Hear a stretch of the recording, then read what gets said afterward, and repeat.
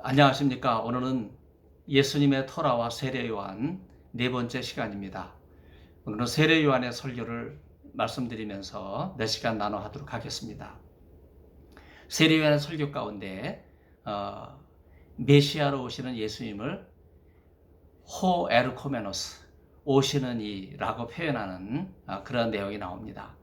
여기서 오시는 이는 누가복음 3장 16절, 7장 18절, 13장 35절, 바로 다른 분이 아니라 마지막 때 하나님의 구원을 이루기 위해서 오시는 나자라 예수님, 바로 메시아로 오시는 예수님을 가리킵니다.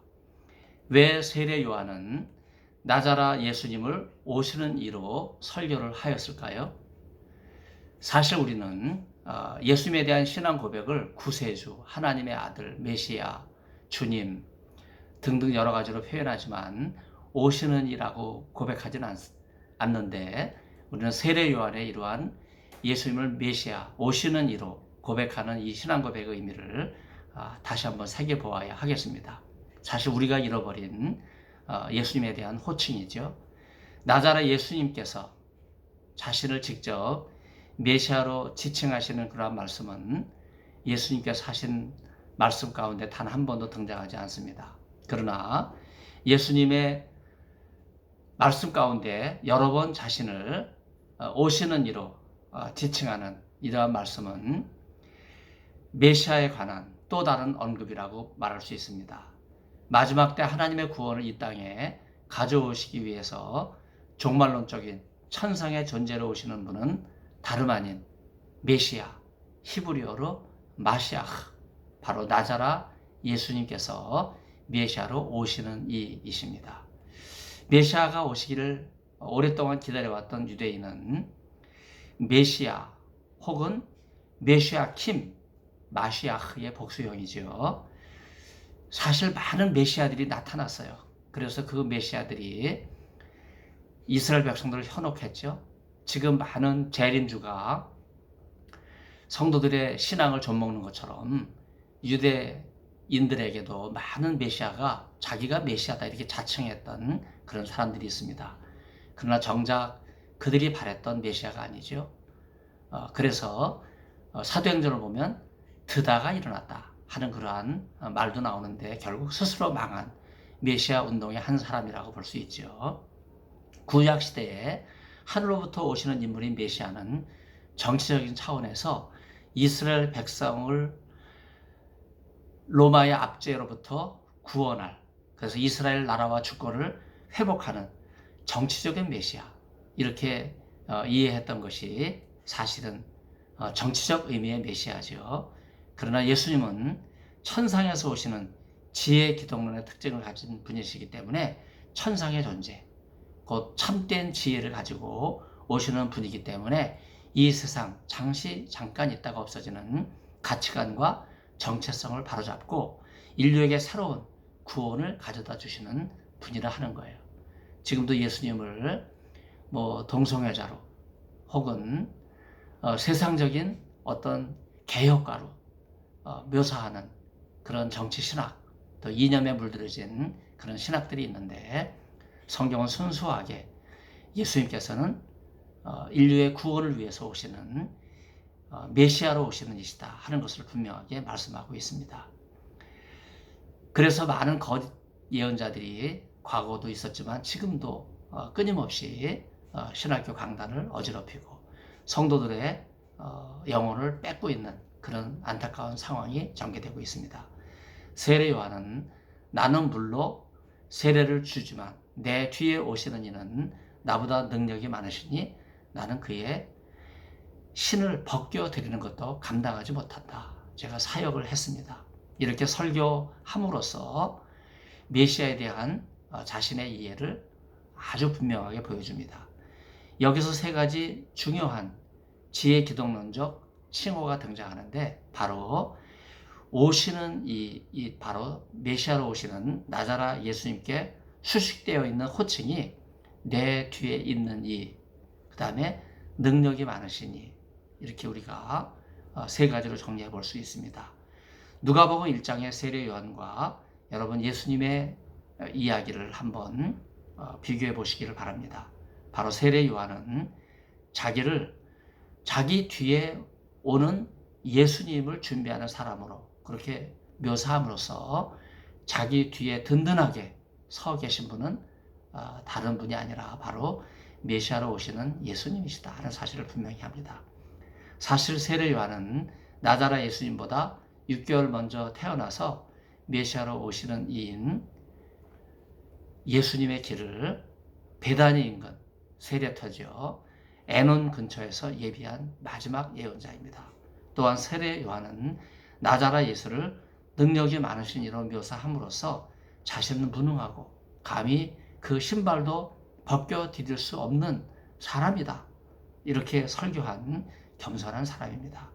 이 점에서 세례 요한은요, 자신을 신랑의 들러리로 묘사하며 자신의 잔치에, 메시아의 잔치에 참여하는 것을 기뻐하는 들러리의 기쁨, 바로 요한복음 3장 29절이 보여주고 있습니다.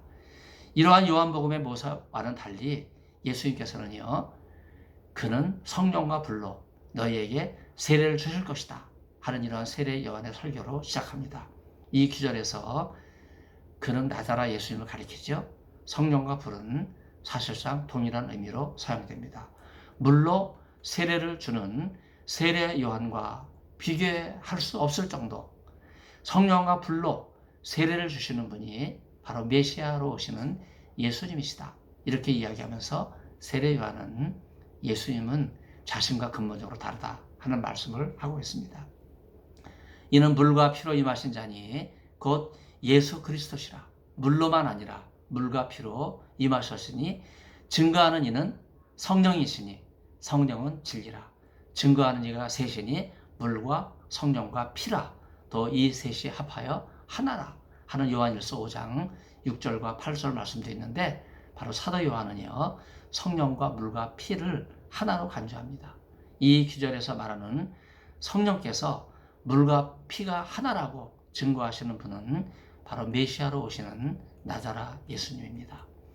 우리는 세례 요한이 최초로 나자라 예수께 붙인 종말론적, 지혜 기도론적 칭호를 앞에서 잠깐 말씀드렸는데 여러분 기억하십니까?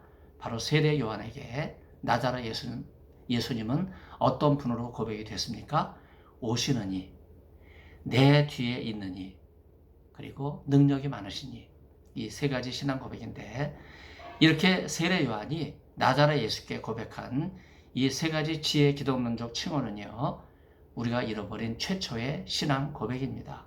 그런데 우리는 이 어마어마한 신앙 고백을 다시 되찾아야 돼요. 세례 요한은 이 신앙 고백을 우리에게 새롭게 도전을 주면서 3대 신앙 고백으로 메시아로 오시는 예수님께서 오시느니, 내 뒤에 있느니, 능력이 많으시니 이렇게 지혜 기독론적 칭호를 붙이면서 우리의 잃어버린 신앙 고백을 일깨워주고 있습니다. 세례 요한이 최초로 예수님을 메시아로 인정하고 고백했던 원초적 설교의 중요성, 이것은 오늘 우리가 다시 찾아야 될 신앙 고백입니다. 많은 사람이 요단 광야와 베다니 사레터에서 활동하는 요한을 보고 메시아가 오신 것이라고 점차 인식해가는 상황에서 그는 조금도 주저함 없이 나는 메시아가 아니다. 내 뒤에 오시는 이가 나보다 능력이 많으시다. 그분이 메시아시다. 이렇게 선언한 것은 여러 번 생각해 보아도 너무나도 놀라운 신앙 고백입니다. 오시는 이인 나자라 예수님께서는 하늘의 권능을 가지고 최후의 심판을 수행하시는 분이십니다. 내 뒤에 계신 나자라 예수님께서는 세례 요한이 한순간도 자기 뒤에 오시는 메시아의 영광을 가로채지 않을 정도로 철저하게 그는 예수님을 위한 길을 준비한 사람입니다. 능력이 많으신 이인 나자라 예수님께서는 불과 성령으로 세례를 주시는 분이시기 때문에 요한보다 능력이 많으신 메시아이십니다. 예수님의 토라는요 정작 복음이라는 단어가 나오지 않습니다. 그러나 세례 요한이 나자라 예수님을 향해서 오시느니, 능력이 많으시니, 내 뒤에 있느니 라고 선포한 것은 복음 중에 복음입니다. 히브리어에서 복음이라는 단어는 베소라, 동사는 비세르라고 하는 단어인데 헬라어로는 복음을 유앙겔리온 이렇게 부르죠. 예수님에 관한 좋은 소식입니다. 메시아로 오시는 이인 나자라 예수님께서는요, 좋은 소식을 가져오시는 분이십니다. 세례 요한이 나자라 예수님을 오시는 이인 메시아로 증거하고 세례를 베푼 첫 사람이라면 마태복음 14장 3절 이하, 또 마가복음 14장 3절 이하, 또 마태복음 26장 6절 이하, 누가복음 7장 36절 이하, 요한복음 12장 1절 이하, 이 기절에 예수님께 향유를 부은 여인이 처음으로 메시아에게 기름을 부은 여인의 모습으로 등장하죠. 예수께서는 이 여인의 행위에 대하여 장례를 위해 내 몸에 기름을 부은 것이라 이렇게 말씀하시는데, 기름을 붓다라는 표현은 히브리어로 림소아흐라고 하는 표현으로 기름 부음 받은 자로 오신 마시아흐, 곧 메시아에게 가장 잘 어울리는 표현입니다. 메시아로 오시는 이인 예수께서는요, 토라에 대해서도 새로운 가르침을 주신 분입니다. 예루살렘 박물관에 보관된 전무후무한 유물 가운데 다윗 왕이 언급된 유물이 고고학적으로 가치가 높죠. 사무엘하 2장 4절에 언급된 대로 다윗에게 기름을 부어서 이스라엘의 왕이 되게 하는 것에 대한 언급은 유일하게 문자가 새겨져 있기 때문에 너무나도 화제를 모았습니다. 메시아로 오신 예수 그리스도도 제사장과 예언자의 직분과 마찬가지로 왕의 직분을 가진 분으로 오신 분이시기 때문에 기름을 부어 세움을 받는 의식이 필요했습니다. 세례 요한의 설교 이후에 요단강에서 세례를 받으신 사건이 이런 의식과 연관이 되어 있습니다. 예수님의 수세 이야기는 따로 논의하겠지만 먼저 우리는 세례 요한의 설교를 통해서 예수님에 대한 신앙 고백을 생각해 봤는데, 예수님께서 요한에게 세례를 받으신 사건은 죄인이 죄를 씻기 위해 받는 세례와는 달리 하나님의 의를 이루기 위한 예식이면서 동시에 공생애를 공식적으로 계시하신다고 하는 그런 의미가 있는 큰 사건입니다. 바로 세례 요한은 자기에게 세례 받으러 오신 예수님을 죄 많은 사람의 죄를 씻는 그런 예식으로가 아니라 메시아로서 오시는 이, 자기보다 능력이 많으신 이로 그렇게 고백하면서 예수님께서 이 땅에 메시아로 오신 것을 강력하게 드러내는 그런 일에 자신을 사용한 것을 우리는 살펴볼 수 있습니다. 경청해 주셔서 진심으로 감사를 드립니다.